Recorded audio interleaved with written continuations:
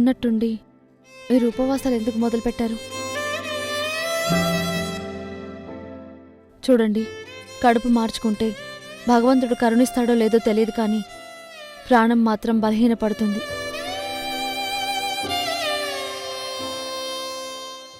అయినా ఎవరికోసం ఈ ఉపవాసం? ఎవరిని మెప్పించడానికి త్యాగం? ఇది త్యాగం కాదు, ప్రాయశ్చిత్తం.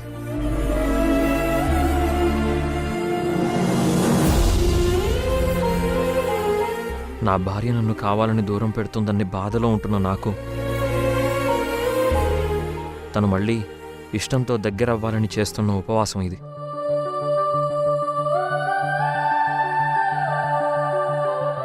అయినా అన్నం పెట్టే ఇల్లాలు దూరం అయితే ఆకలి మీద ఆశ చచ్చిపోతుందంటారు.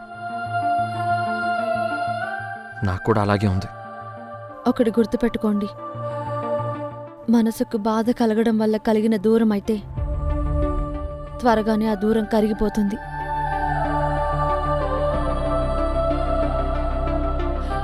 కానీ మనది మనసు విరగడం వల్ల కలిగిన దూరం. ఆ దూరం ఎప్పటికీ తగ్గదు. మీ భార్య మిమ్మల్ని కావాలనుకుంటుందా లేదా కావాలని దూరం పెడుతుందా అని చిన్న ఆలోచన కూడా తెలియని మీరు ఒక మంచి భర్త ఎలా అవుతారని ఒకసారి మీరే ఆలోచించుకోండి.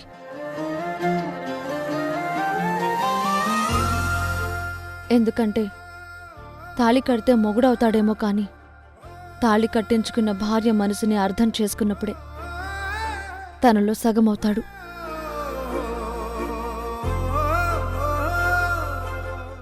చూడండి, తప్పు చేసిన మీకు పశ్చాత్తాపం ఉంటుంది, కానీ ఆ తప్పు వల్ల బలైన నాకు కేవలం ఆవేదనే ఉంటుంది.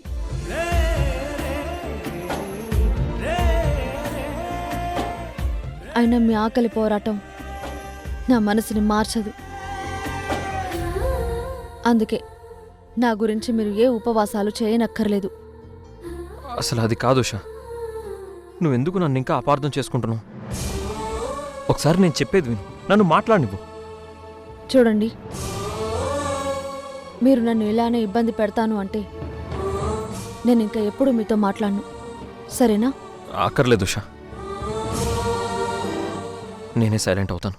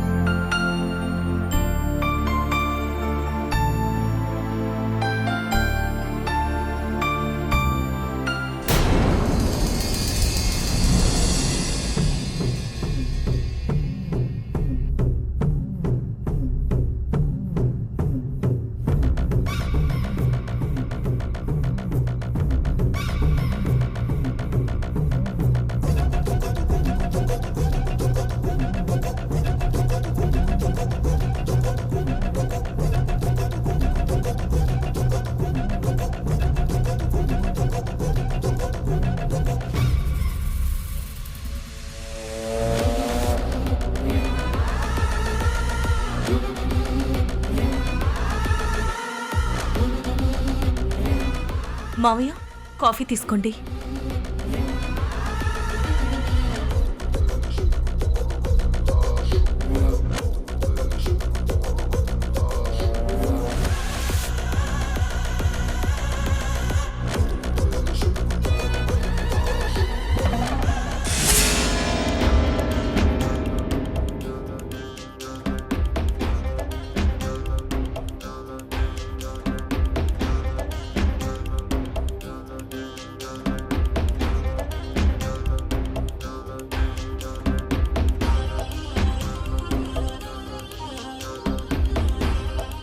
అక్క, మామయ్య గారు ఎదురుగా ఉన్నా కూడా కాలు మీద కాలు వేసుకుని కూర్చోవడానికి నీకెంత ధైర్యం?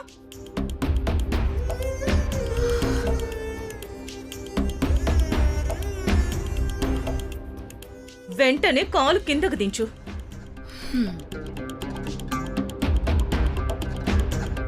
నీకే చెప్పేది, కాలు మీద నుంచి కాలు తీ. చూడు హారిక, ఈ కాలు నాది, ఈ ఇల్లు నా మొగుడిది. నాకిష్టం వచ్చినట్టు కూర్చుంటాను. నీకేంటి ప్రాబ్లం?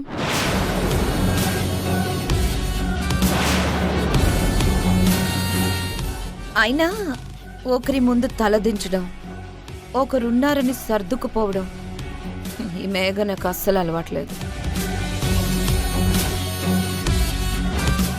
నాకిష్టం వచ్చినట్టు నేను కూర్చుంటాను. నీకు చూడ్డానికి అందుగా ఇబ్బందిగా ఉంటే నువ్వు కళ్ళు మూసుకో. ఆయనకి ఇబ్బందిగా ఉంటే వేరే చోట కూర్చోమను.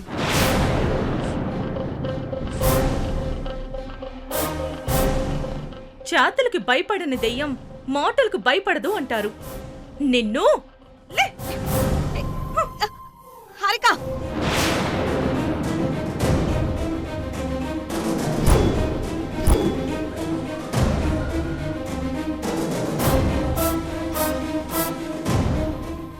ఎంత ధైర్యం నీకు? నోర్మోయ్, నోర్మోయ్.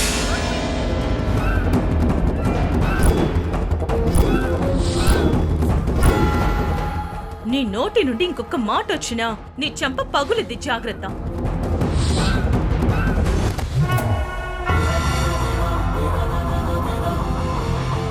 చివరిసారిగా చెప్తున్నాను, విను. ఈ ఇంట్లో ఉండాలి అంటే తల వంచాలి, లేకపోతే అడుగు బయట పెట్టి తిరిగి నువ్వు వచ్చిన చోటికి వెళ్ళిపోవాలి.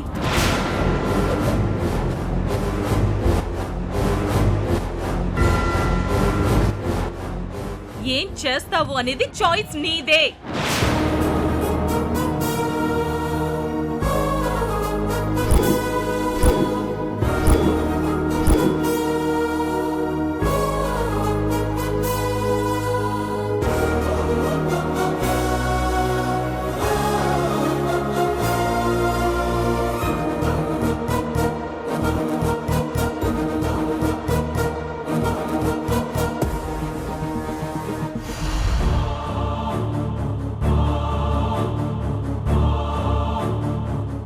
ఎందుకమ్మా గొడవ? బురదలో రాయి వేస్తే అది మనమీదే పడుతుంది. అలాగే అలాంటి వాళ్ల జోలికి వెళ్తే తప్పు మందే అవుతుంది. లేదత్తయ్య, ఇలాంటి వాళ్ళని వదిలిపెట్టకుండా సరైన విధంగా బుద్ధి చెప్పి తీరాలి.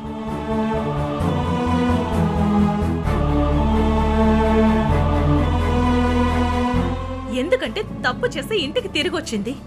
సిగ్గుతో తల వంచుకొని బ్రతకాలి కానీ ఇలా తలపొగరు చూపించకూడదు. నువ్వు చెప్పింది నిజమే కావచ్చు హారిక, కానీ మంచితనాన్ని చేతకానితనం అనుకునే మూర్ఖుల గురించి మనం మాట్లాడుకుని వ్యర్థం. వాళ్ళు చేసిన తప్పులకి ఎప్పటికైనా కాలమే సమాధానం చెప్తుంది.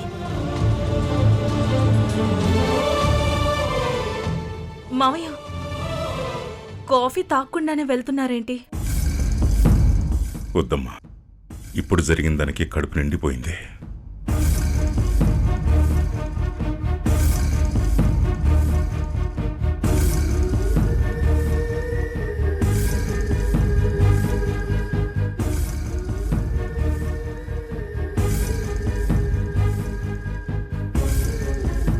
ఇలాంటి అవకాశాలని ఇంకా క్రియేట్ చేసుకొని ఈ ఇంట్లో వాళ్ళకి నరకాన్ని 3Dలో చూపించాలి. కిరణ్, ఏమైందిరా? అర్జెంటుగా రమ్మని ఫోన్ చేసావు. ఏదైనా ప్రాబ్లమా? అన్నయ్య,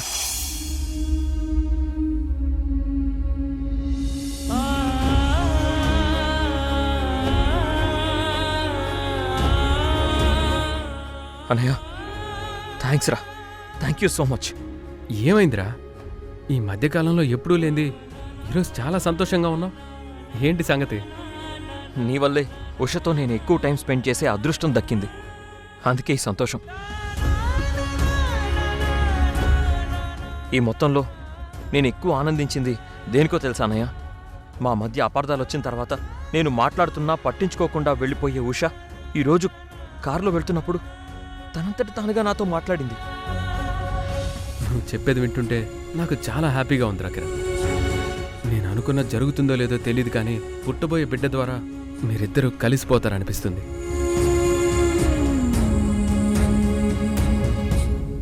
ఎందుకంటే ఉషా వాళ్ళ నాన్న చివరి కోరిక మీ ఇద్దరూ మళ్ళీ కలవడం, కలిసి బ్రతకడం. అందుకే ఆయన ఆఖరి కోరిక ప్రకారం మీరు ఖచ్చితంగా ఒకటవుతారని నాకు గట్టి నమ్మకం ఉందిరా. కారణం ఏదైనా తనతో కలిసిపోయే రోజు కోసం నేను సంతోషంగా ఎదురు చూస్తూ ఉంటాను. హ్మ్. కానీ ఒక విషయం అన్నయ్య, కడుపులో ఉన్న బిడ్డ కోసం ఉష ఇప్పుడు చాలా జాగ్రత్తగా ఉండాలి. అందుకే తనని రెగ్యులర్గా చెకప్కి తీసుకెళ్లే ఏర్పాట్లు చేయనయ్యా. నాకు తెలిసి ఈరోజు తనని చెకప్కి తీసుకెళ్ళాలి కదా.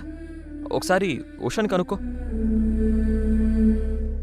తన విషయంలో మాత్రం ఏ మాత్రం అశ్రద్ధకి ఛాన్స్ ఇవ్వకూడదన్నయ్య. అరే కిరణ్, తన్ని ఈరోజు హాస్పిటల్కి తీసుకెళ్లాలని నీకెలా తెలుసురా? ఉష ప్రెగ్నెంట్ అని తెలిసినప్పటి నుంచి తనకి సంబంధించిన ప్రతిదీ ఫాలో అవుతున్నానురా. నువ్వు చెప్పినట్టు ఉషా క్షేమం నా బాధ్యత కూడా. ఉషాని ఇప్పుడు హాస్పిటల్కి తీసుకెళ్తాను. థ్యాంక్స్ అన్నయ్య.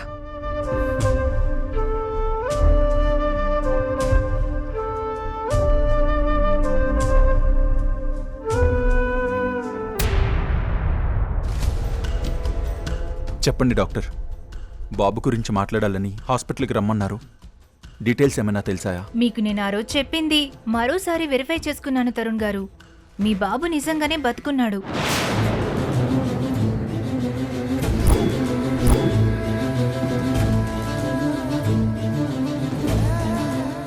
అయితే ఆ విషయం పూర్తిగా బయటికి రావాలంటే ఓల్డ్ ఫైల్స్ కావాలి. మా దగ్గర పనిచేసిన మేనేజర్ ఆ ఓల్డ్ ఫైల్స్ అన్నీ ఒక చోట స్టోర్ చేశాడు. అయితే ఇన్కమ్ ట్యాక్స్ ప్రాబ్లంతో వాటిని తను ఎవరికీ తెలియని చోట రహస్యంగా దాచుంచారు. అది ఎక్కడ అనేది అతనికి తప్ప ఎవరికీ తెలీదు.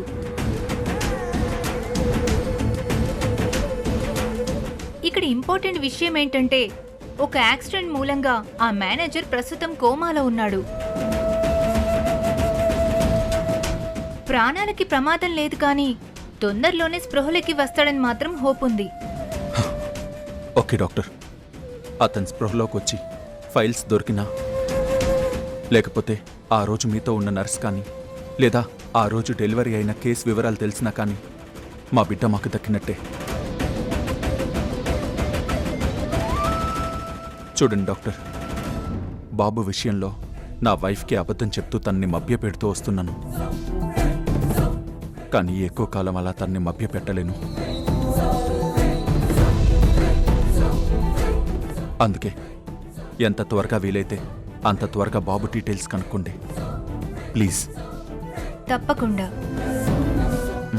Thank you doctor.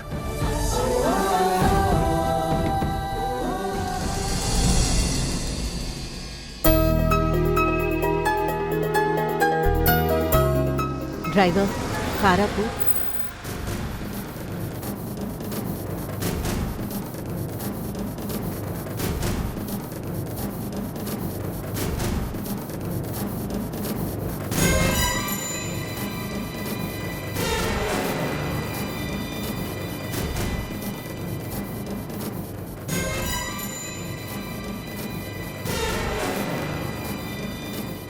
అదేంటి, తరుణ్ హారికకి డెలివరీ చేసిన డాక్టర్ రమాదేవి హాస్పిటల్ నుండి బయటికి వస్తున్నాడు.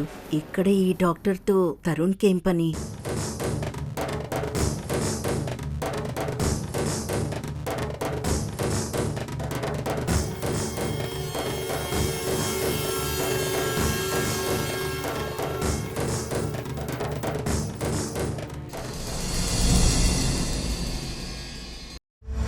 అమ్మా మేఘనా, నువ్వంటే ఏంటో చూపిస్తూ నీ పేరు వింటేనే ఆ కిరణ్మయ్య ఇంట్లో వాళ్ళ గుండెల్లో వణుకు పుట్టేలా చెయ్యాలని చెప్పాను కదా, ఆ పని ఎంతవరకు వచ్చింది?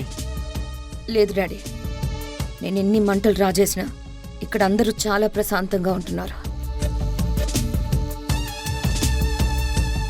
వాళ్ళ ప్రశాంతతను చూస్తుంటే ఆవేశంతో నా ప్రాణం రగిలిపోతుంది. అంతేకాదు, నువ్వు అక్కడ జైల్లో ఇబ్బంది పడుతూ ఉంటే నాకు ఇక్కడ నిద్ర పట్టడం లేదు డాడీ. నా గురించి మర్చిపో మేఘనా. ఈ శంకర్ జైలు గోడల మధ్య ఉన్నాడా? లేక బయటున్నాడా అన్నది ముఖ్యం కాదు.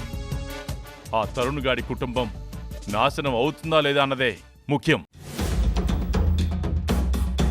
వాళ్ళని నాశనం చేయాలన్న ఆలోచన ఒక్కటే నీ రక్తంలో ప్రవహించాలి. ఎందుకు చెప్తున్నానంటే ఇప్పటిదాకా నీ దగ్గర నుంచి ఏ ప్రోగ్రెస్ లేదు, షూరిటీ సంతకం లేదు. ఆ కుటుంబ నాశనం ఇంకా మొదలు కూడా కాలేదు. ఒక్క విషయం గుర్తుపెట్టుకో మేఘనా, కాలం అనేది ఒక పదునైన కత్తి లాంటిది. దాన్ని నువ్వు వృధా చేస్తే చివరికి అది నిన్నే కనపడకుండా చేస్తుంది. అందుకే నువ్వక్కడ పిల్లిలా ఉంటే కుదరదు, పులిలా పంజా విసరాలి. నువ్వు ఆవేశపడకు డాడ్. త్వరలోనే నీకు గుడ్ న్యూస్ చెప్తాను. ఆ వార్త విన్న నీకు ఆ జైలు గోడలు కూడా స్వర్గంలా కనపడేలా చేస్తా.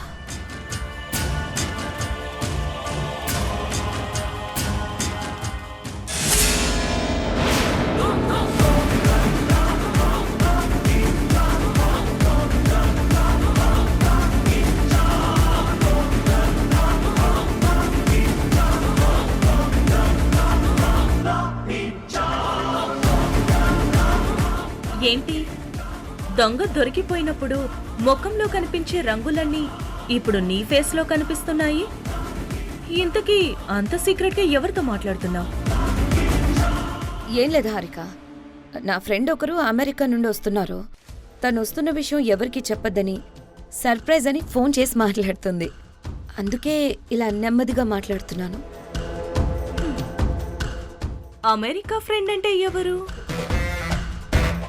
జైల్లో ఉన్న నీ తండ్రి శంకరా?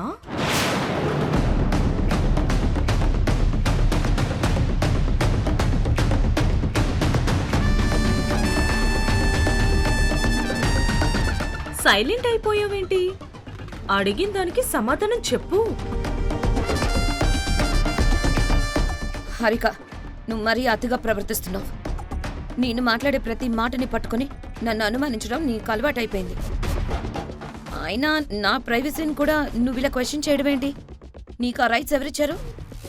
ఇంట్లో ఉంటూ ఆ ఇంట్లో వాళ్ళనే నాశనం చేయాలని చూసే నీలాంటి దానికి ప్రైవసీ ఉండదు, కేవలం నిఘా మాత్రమే ఉంటుంది. అయినా నువ్వెవరితో మాట్లాడుతున్నావో చెప్తేనే నేను ఇక్కడి నుండి కదులుతాను. లేదంటే చెప్పు, ఇప్పుడే నీ ఫోన్ చెక్ చేస్తా.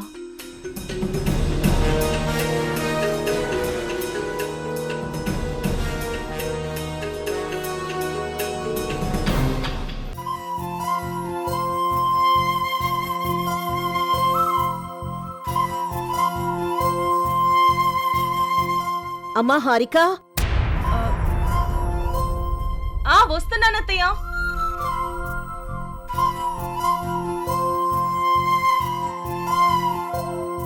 చెప్పండి అత్తయ్య. తరుణ్ ఇంటికొచ్చాడా? లేదత్తయ్య, ఇంకా రాలేదు. ఇందాక నీకు డెలివరీ అయిన డాక్టర్ రమాదేవి హాస్పిటల్ దగ్గర నాకు తరుణ్ కనిపించాడమ్మా. అక్కడెందుకున్నాడో అర్థం కాలేదు, అందుకే అడిగాను. తరుణ్ మళ్ళీ డాక్టర్ రమాదేవిని కలవడానికి వెళ్తున్నారని నాకెందుకు చెప్పలేదు? ఆయనెందుకు అక్కడికి వెళ్ళినట్టు?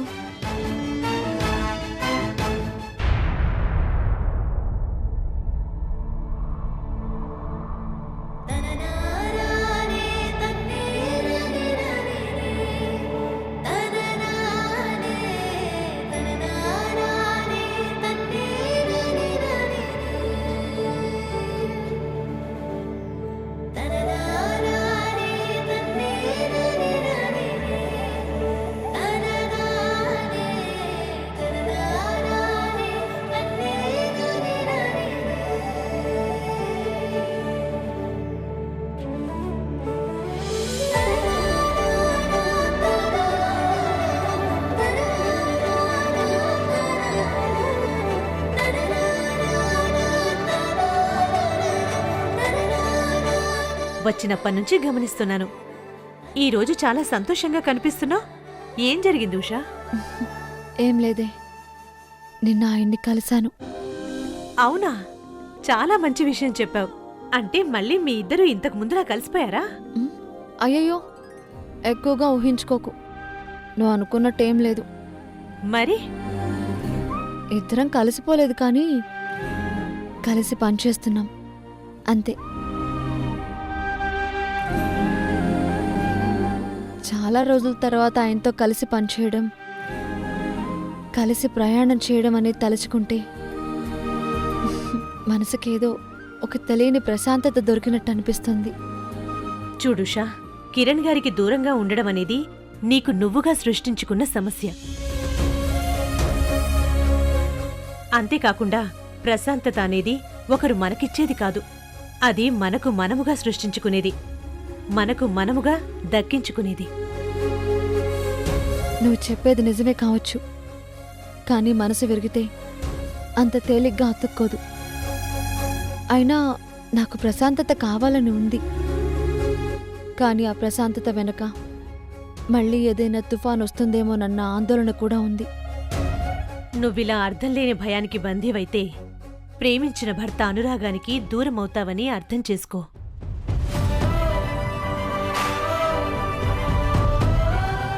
సరే, నేనొకసారి రౌండ్స్కి వెళ్ళొస్తాను, నువ్విక్కడే ఉండు.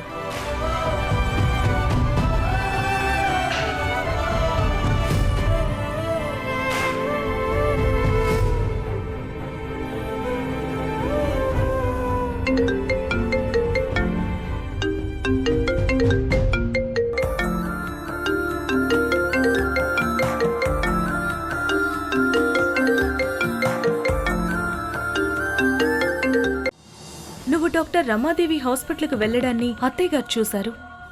ఆ విషయం నాకు చెప్పారు. నువ్వు నా దగ్గర ఏదైనా దాస్తున్నావా? అర్థం పర్థం లేని అనవసరమైన భయాలతో ప్రాణంగా ప్రేమిస్తున్న భర్తను దూరం చేసుకోకు. పండంటి నీ కాపురాన్ని చేతులారా పాడు చేసుకోకు. దేవుడా, ఈ ఒక్కసారికి నాకు హెల్ప్ చేయి. ఉష కాలు జారి కింద పడి కడుపు పోయేలా చేయి.